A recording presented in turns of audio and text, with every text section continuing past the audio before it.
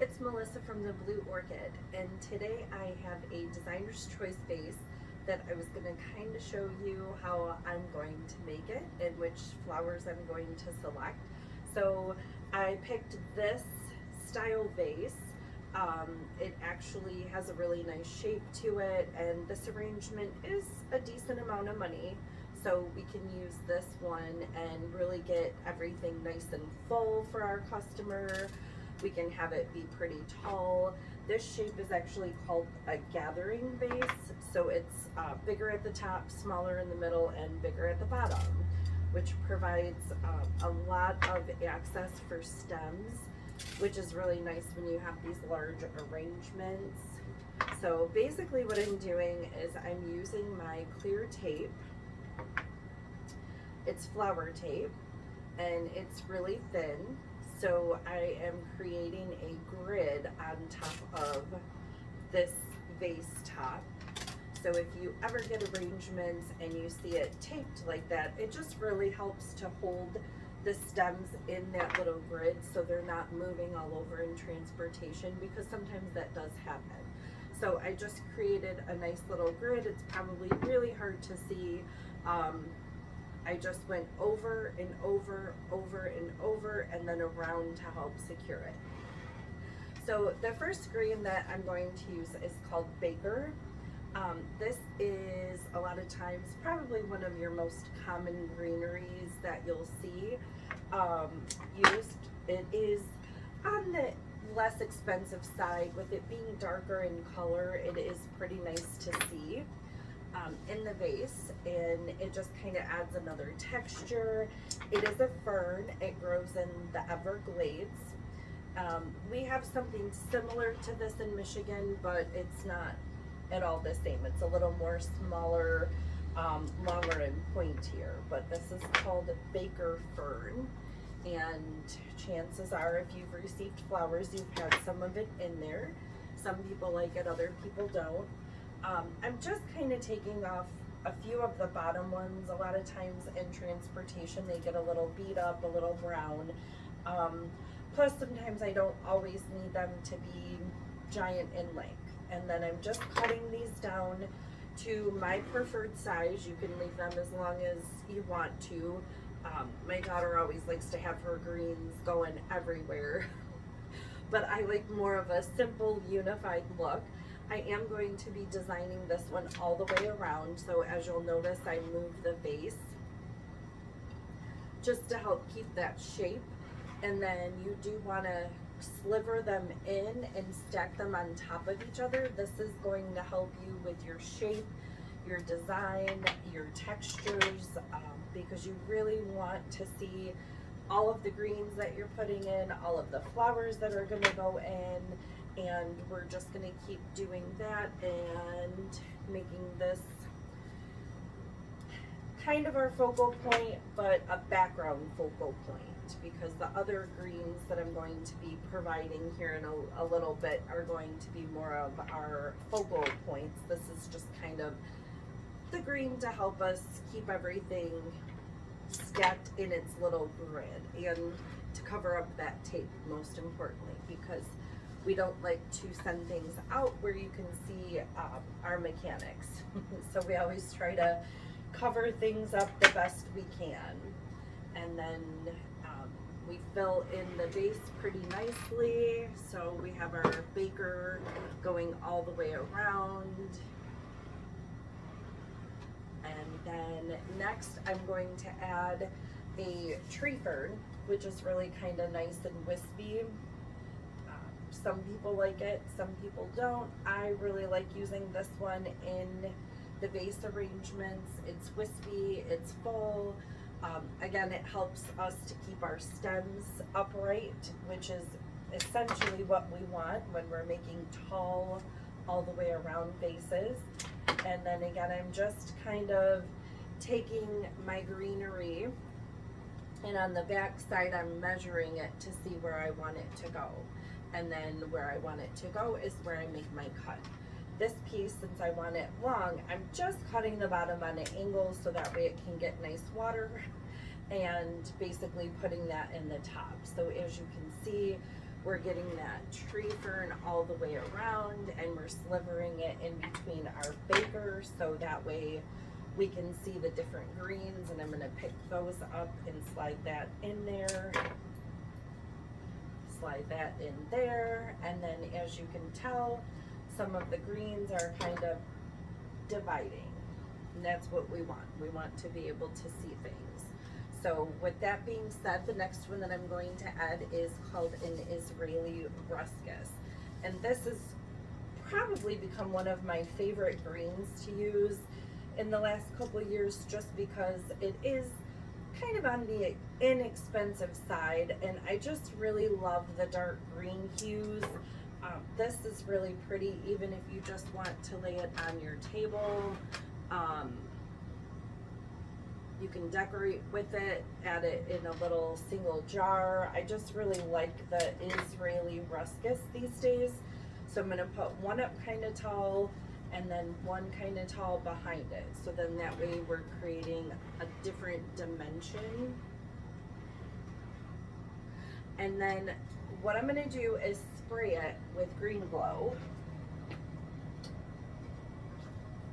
Forgot to grab it. So that really is just gonna help shine up our greens, but there are certain greens that you don't want to spray with the green glow, such as eucalyptus. I also have some mint here. I have a local grower that has been bringing it in, and let me just tell you, it has been wonderful to be able to add this into other arrangements. It just smells so fresh, and it continues to make me want like mojitos, but that's a different story. But it smells so fresh. So basically you want to sliver this up and size it up, and if you are okay with the length, put it in. If you want to trim it, I usually like to trim it, just give it a nice little snip on the end, and then just pop it in where my Israeli ruscus is not. And then over here I want to add that right in front and kind of move it up, so then that way the mint is under the baker. My next greenery that is almost a must-have and blends really nicely with the smell of the mint is the spiral eucalyptus. Now people ask all the time, can I buy that by itself? Do you have it on hand? Can I put that in the shower? All of those are correct. Yes, you can put them in the shower. We almost always have it on hand, but if you specifically want it for a certain day, it's always best to call, because you never really know. And then basically I pulled off some of the crazy shoots that were kind of going everywhere, and now I have smaller pieces here that I can add in. So then I cut my eucalyptus down to shape, and I stick that in that side. Now I'm going to turn my base, and I'm going to add in my spiral eucalyptus where I would like to go, where I would like it to go. Over here, and this pairs so nicely with the fresh mint. It really is a nice mixture. Especially if anybody has sinuses out there, sinus issues like I have, it's a great way to really make this happen. So now I'm adding my last piece of my eucalyptus where I want it to go, and now I am going to start adding my fillers. So filler flowers can range from baby's breath, this really pretty caspia, which has just a little bit of purple hue at the top, solidago, which a lot of people think that this looks like the goldenrod out in their field, which you are correct, but this is grown in a greenhouse, and it will last quite a while. It's not as pollinated, so when you bring it in your house, you're not going to be sneezing like if you just went out and cut some goldenrods from your field. So with the caspia, I want this to be tall, and you're probably not going to be able to see me here soon, but I want the caspia to be tall because I do want to try to make this arrangement as tall as possible. So I'm putting my caspia in, And as I'm doing that, I'm turning the arrangement, filling any holes that might have been created. And then I'm going to take some of the Solidago, and I want that to be kind of tall to match the Caspia over on this side. Doesn't have to be exactly as tall, but just kind of having those different heights really help out here. And then the goldenrod, the same thing. You just kind of measure it up on your table as to how tall you want it to be. And with this particular design, I'm tucking it in, removing a couple of the lower pieces because sometimes there's a lot down there and it just looks kind of clumpy, so I'll save that for when I make a basket. And then I cut this down to the size that I want it to be, and then I put that right in there. So now, as you can see, I have my greens in, I have my fillers in, and next I'm going to move on to some of my flowers. So I grabbed some things from the cooler, and I'm going to start with my tallest flower, which is my blue delphinium, and it is absolutely beautiful right now. So this one, I want it to be pretty tall, so I'm just gonna snip it at the bottom. I don't want it quite that tall, but I'm gonna snip it at the bottom and put that over here by my spiral eucalyptus, which we're creating a nice garden looking wildflower bouquet. It is so much nicer than just a dozen red roses. These are the bouquets that people actually want to take home and enjoy having on their counters. The roses, don't get me wrong, they're pretty. There's just so many other flowers to see out there. So we have these, I'm adding in very nice and tall, keeping it trained to keep it nice and tall anyways, and then symmetrical. So then as I'm creating this, I will pop it around and kind of see if my shape and my design are still there, and I do like it. I'm just going to add in one more delphinium over here, so then that way we have a couple going each way that kind of match on either side, because again, it is an all the way around arrangement, so you want to make sure that you are able to have it be a nice shape all the way around. You don't want it to be flat in the back. So then I will take this last piece, and I think that looks about good. So I cut it on my angle so that my water source is good. I did already prep the vase by putting flower food in it. You do, when you use the flower food, you do want to make sure that it's dissolved all the way before you put the flowers in, otherwise it can clog the stems. And this pretty flower that I'm adding in here is called Alstroemeria, and these have a lot of really nice pretty blooms on there. It's also known as the Peruvian lily. Fun fact, it's not a lily, it doesn't smell like a lily, but it opens very nicely. And then I am going to pop in just a little bit more Caspia over on this side. And again, I'm removing some of my shorter stems because I didn't need my piece to be quite as full. And then that way I can use the scraps of that for like a basket, a coffee mug, a cube vase, something like that. So we don't waste anything here. Any of the greens that I've picked off, you'll notice my bench kind of growing with scraps, and basically that's how we work. We try to keep everything either on the bench that we're going to use, and that way we can use that for something else. And then these are really pretty pink spray roses. I'm just gonna add in, this is really reminding me already of like a country floral bouquet, something that you would see just out in your grandmother's garden, maybe your garden, maybe you have that green thumb in your family, maybe not, that's okay. That's what we're here for. If we design pretty flowers, then you get to enjoy them. And again, you just kind of turn your vase around and pop your flowers in where you feel they need to go. and I think this is, again, looking really, really pretty. I would enjoy having this. And then I do have this really pretty pink lily. So right now in Michigan, all of our ditch lilies, as people call them, are growing. They're like a tiger lily. They're orange. They're really pretty. They don't have a very long life. They will bloom kind of all at once and then die out all at once, but in the meantime they are really pretty. These are Viking pomps, which are so cute. They remind me of mini sunflowers. So any of my brides that are getting married and they want sunflowers, I always suggest these for the boutonnieres, because nobody wants a big giant sunflower for a boutonniere. I mean, I guess I take that back, you might.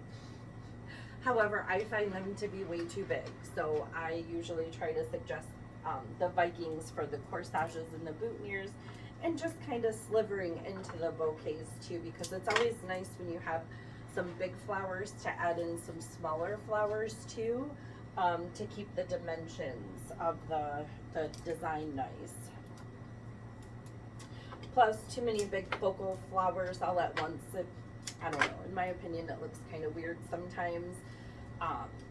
So I like adding some of the big flowers, some of the little flowers. And again, I'm just kind of moving my arrangement around, making it as big and showy. My customer asked that I design something that is as colorful as possible, as big and showy as it can be, and I have a decent budget for this one, so we are going to make it pretty full, which we're doing right now. And just so you know, I took the flower math. It is really a thing, so I sat down and figured out my stem counts before I got busy.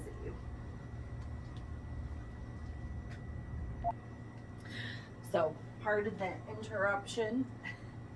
I thought I had it on mute. That's okay, we'll keep going. So there is a thing called flower math. I know you're all excited to know that that's a thing, but basically each flower has a total cost assessed with it. So I did do that earlier. So this is a blue hydrangea. I'm going to add it.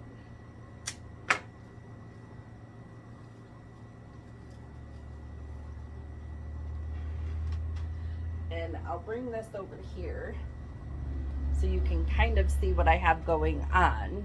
So blue hydrangea, blue, yellow, some pinks. And I'm just gonna continue to build off of this.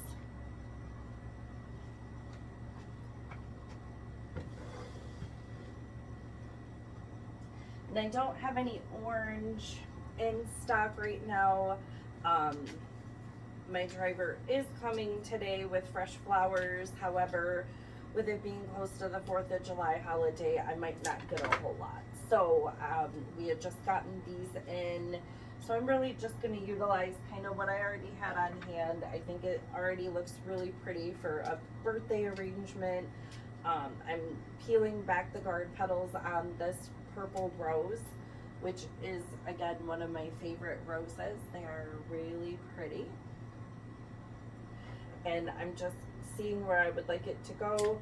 I'm just very lightly going to snip the bottom and put that in there.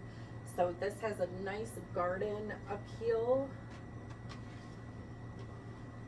It's nice and bright. To me, it is very country floral, which we live in a very rural area out here in Richmond. So these types of bouquets are typically very well received. So I'm just adding in a couple more of those blue hydrangeas to make it really full and the color pops.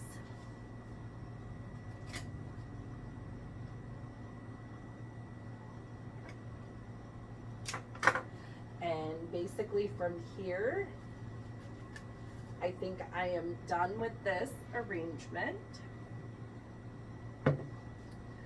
So this one is going to be going out soon for a birthday bouquet. Oops, let me pop that back in. It didn't quite make the vase. Pop that one back in, and it's absolutely beautiful. Just something that I would love to have on my table. Thanks for watching the video, and I look forward to seeing you again.